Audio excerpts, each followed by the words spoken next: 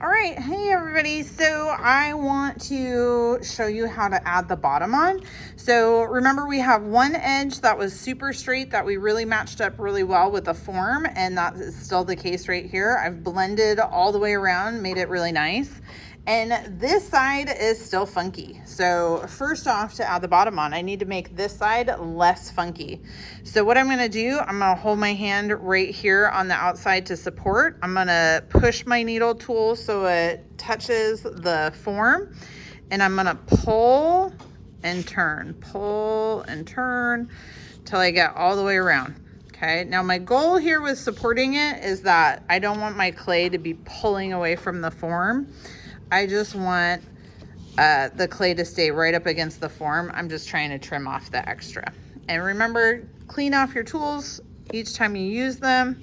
It just makes it easier for the future steps. So now this side is still kind of funky, but it's way better than it was before. And that extra clay that I kept from earlier, now's the time to use it. So I've got one side that's really nice and one side that's funky. I'm gonna put the funky side down on top of this slab that is underneath here, okay? So it matches all the way around, and I am gonna use my needle tool and I'm gonna trim off the extra clay from the base slab. And I'm gonna try not to undercut. Undercut means that I was holding it really at an angle and creating like a really angled cut. I don't want to have an angled cut. I want it to be as straight up and down as I can. So when I look at it, it looks like this. Now, a lot of times students will be like, I'll ask them, hey, did you slip and score your bottom on? They're like, no, it was already stuck. It's not going to stay stuck.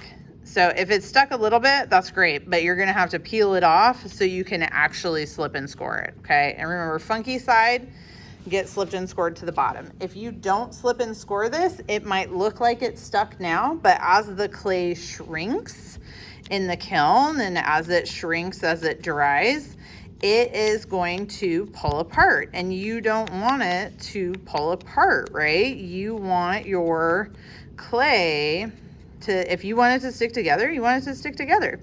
So now you can see how I'm scoring this edge. I can score fairly quickly if I start with my needle tool on the outside and pull towards the inside. I can do this pretty quickly, okay? So you're gonna go all the way around, going like this. You want it to be super goobery. You're cutting all the way through the side. This is not the same, like just going in here, not the same. You gotta go all the way through the side. All right, and then once you get all the way around once, then you wanna kind of go in another direction. So angle it a little bit, go all the way around, but you want this to be super goobery. If you don't slip and score, it will break.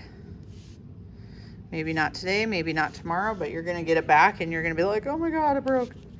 Okay, so now and that's for our clay. Some clays you don't need to do that as much.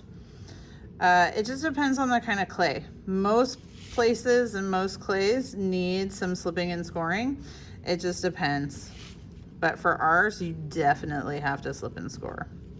Clay makes its own rules. It's not my rule, it's the clay's rule. And our clay says, score it like you mean it.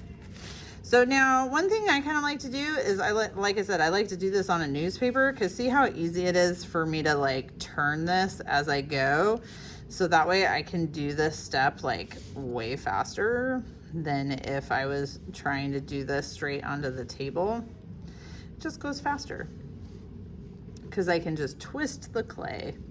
So again, you're gonna score in multiple directions, lots of goopiness, make it look all crazy. All right, and notice I did the scoring here on this piece and here on that piece, right?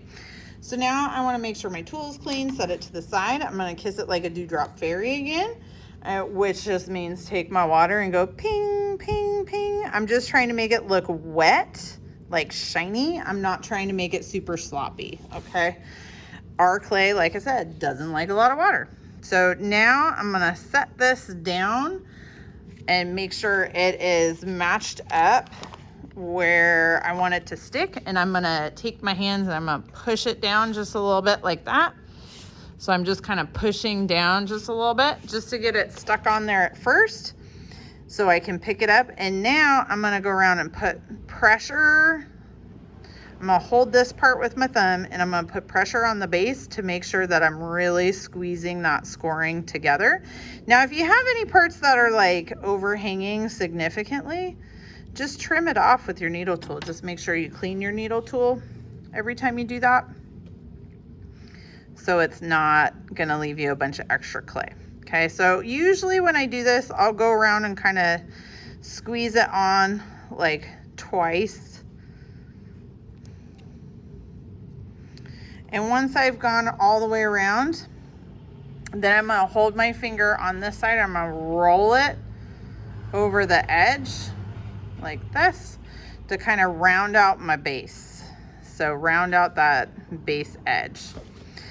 That is, if you want to make it really super sharp edge, but like not so sharp it's going to cut you, but you really like that nice square edge, you could do that.